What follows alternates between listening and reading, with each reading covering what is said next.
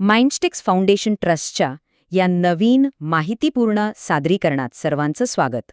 कधी विचार केलाय की एक साधी ज्योत, हो आग आणि वायू वापरून टणक अशा स्टीलला अगदी करवतीसारखं अचूकपणे कसं काय कापू शकते? आज आपण ऑक्सी ॲसिटिलीन कटिंगच्या याच अद्भुत तंत्रज्ञानामागे दडलेलं रहस्य उलगडणार आहोत. चला तर मग पाहूया हे सगळं नक्की घडतं तरी कसं. बरं, आजच्या या प्रवासात आपण काय काय पाहणार आहोत?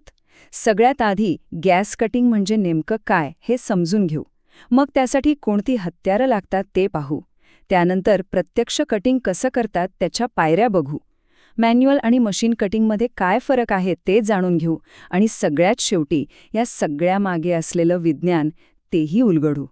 म्हणजे मूळ प्रश्न तोच राहतो की आग आणि वायू ही दोन साधी गोष्ट मिळून इतकी अचूकता कशी काय साधू शकतात? जणू काही एखादी धारदार करवतच चाललीये. चला याच प्रश्नाचं उत्तर शोधूया. चला तर मग सुरुवात करूया आपल्या पहिल्या भागापासून. गॅस कटिंगची मूळ संकल्पना, ही एवढी प्रभावी प्रक्रिया नक्की काम कशी करते याचा पाया आपण इथे समजून घेऊया. तर ऑक्सी ॲसिटिलीन कटिंग म्हणजे काय? ही सौम्य म्हणजे माइल्ड स्टील कापायची सगळ्यात जास्त वापरली जाणारी पद्धत आहे. आणि यात खूप मोठा गैरसमज असतो की धातू वितळवला जातो, पण तसं नाही आहे. ही एक रासायनिक प्रक्रिया आहे, केमिकल रिॲक्शन. म्हणजे काय तर आधी धातूला त्याच्या ज्वलन तापमानापर्यंत गरम केलं जातं आणि मग त्यावर शुद्ध ऑक्सिजनचा एक झोत टाकला जातो. यातून होते ऑक्सिडेशनची प्रक्रिया आणि याच रासायनिक अभिक्रियेमुळे धातू कापला जातो. लक्षात ठेवण्यासारखी गोष्ट म्हणजे ही पद्धत खास करून लोखंडासारख्या धातूंसाठीच वापरली जाते. बरं, ही प्रक्रिया तर समजली, पण ती करण्यासाठी काय लागतं? चला आता या कामासाठी लागणाऱ्या उपकरणांबद्दल बोलूया. कारण योग्य हत्यारांशिवाय कोणताही कट अचूक आणि सुरक्षित होऊच शकत नाही. हे बघा, ही आहे ती मुख्य उपकरणं. ॲसिटिलीन आणि ऑक्सिजनचे गॅस सिलेंडर्स, त्यांचा दाब कंट्रोल करणारे रेग्युलेटर्स, गॅस वाहून नेण्यासाठी रबरी नळ्या आणि सगळ्यात महत्त्वाचं ज्याच्याशिवाय हे शक्यच नाही, तो म्हणजे कटिंग ब्लोपाईप किंवा टॉर्च. खरी जादू तर इथेच घडते. आणि हा आहे त्या टॉर्चचा सगळ्यात महत्त्वाचा भाग, त्याचं टोक म्हणजे नोझल. याला आपण या संपूर्ण प्रक्रियेचं हृदय म्हणू शकतो. इथे बघा, मध्यभागी ऑक्सिजनसाठी एक मोठं छिद्र आहे आणि त्याच्याभोवती प्रीहीटिंग फ्लेमसाठी लहान लहान छिद्र आहेत. हीच खास रचना आहे ज्यामुळे इतकं अचूक कटिंग करणं शक्य होतं. मागच्या फोटोत जे पाहिलं ते इथे आणखी स्पष्ट होईल. बघा, ऑक्सिजन आणि ॲसिटिलीन कंट्रोल करण्यासाठी वेगवेगळे वॉल्व्ज आहेत. कटिंग ऑक्सिजनसाठी एक वेगळा लिव्हर दिलेला असतो. मधल्या मोठ्या छिद्रातून शुद्ध ऑक्सिजन येतो, तर बाजूच्या लहान छिद्रांमधून प्रीहीटिंगची ज्वारा येते. आणि हो, धातू किती जाड आहे त्यानुसार वेगवेगळ्या आकाराचे नॉझल वापरावे लागतात.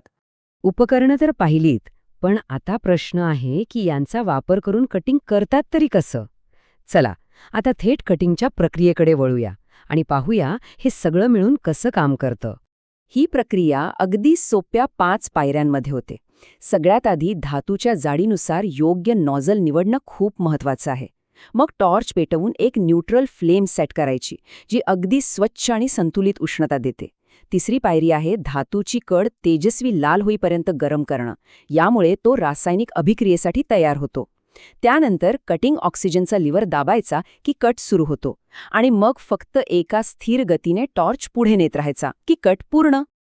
आणि हो, एक गोष्ट कधीच विसरायची नाही, ती म्हणजे या उपकरणांची काळजी घेणं. सुरक्षितता आणि कामाचा दर्जा दोन्ही गोष्टी देखभालीवरच अवलंबून असतात. नोझल नेहमी स्वच्छ आणि थंड असेल तर उपकरणं जास्त काळ टिकतात आणि प्रत्येक कट अगदी प्रोफेशनल दर्जाचा होतो. आता ही जी कटिंगची प्रक्रिया आहे ती 2 प्रकारे करता येते, एकतर हाताने किंवा मग मशीनच्या मदतीने. मग या दोन्ही पद्धतींमध्ये नेमका फरक काय आहे? चला पाहूया. इथे आपण या दोन्ही प्रकारांची थेट तुलना करू शकतो. जे मॅन्युअल मशीन असतं ते हाताने एका हँड क्रँकने चालवलं जातं, त्यामुळे त्याचा वेग पूर्णपणे चालवणाऱ्यावर अवलंबून असतो आणि तो मर्यादितही असतो. याच्या अगदी उलट इलेक्ट्रिक मशीनमध्ये वेग स्थिर असतो, तो आपण कंट्रोल करू शकतो. यामुळे काय होतं तर कटची क्वालिटी खूपच चांगली मिळते आणि वेगाची रेंजसुद्धा खूप जास्त असते. आणि हा फरक या चित्रांमधून अगदी स्पष्ट दिसतोय. डावीकडे बघा, हँड क्रँक असलेलं मॅन्युअल मशीन आणि उजवीकडे आहे इलेक्ट्रिक कंट्रोल्स असलेलं पोर्टेबल मशीन.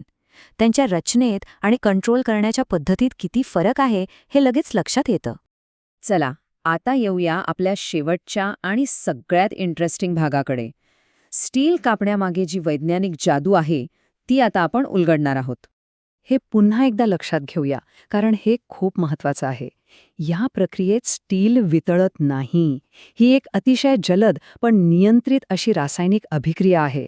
हा जो गैरसमज आहे तो दूर करणं गरजेचं आहे. ही प्रक्रिया समजायला हे उदाहरण अगदी परफेक्ट आहे. विचार करा की लाल गरम टोक असलेली एक तार आपण शुद्ध ऑक्सिजनच्या बाटलीत ठेवली तर काय होईल? ती जळेल आणि त्यातून आयर्न ऑक्साईड तयार होईल. सोप्या भाषेत सांगायचं तर ही एक प्रकारची अत्यंत वेगाने होणारी गंजण्याचीच प्रक्रिया आहे. आणि आपला कटिंग टॉर्च तो बरोबर हीच अभिक्रिया घडवून आणतो. फरक इतकाच की तो हे काम एका सरळ आणि अचूक रेषेत करतो. प्रीहीटिंगची ज्योत धातूला तयार करते आणि ऑक्सिजनचा झोत त्या भागाचं ऑक्सिडेशन करतो आणि तयार झालेला आयर्न ऑक्साईड फुंकून बाजूला करतो. यामुळेच आपल्याला एक स्वच्छ धारदार कट मिळतो.